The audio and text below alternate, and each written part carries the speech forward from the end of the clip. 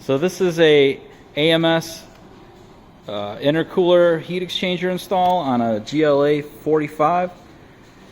Just wanted to show this to you. Just did this install and it's really easy, but in case you were wondering what goes into it and how it looks, here's what we got.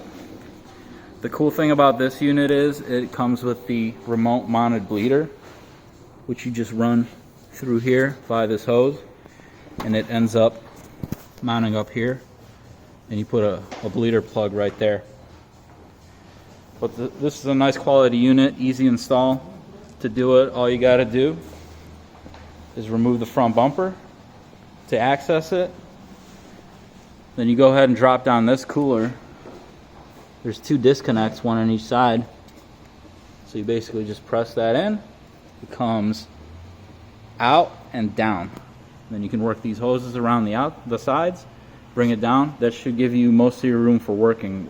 And then what you can do is also remove the horns here, get this out of your way, because the new unit is quite a bit wider. So you can do that for clearance. But besides that, pretty easy install. Nice unit, nice cooler. So that's it.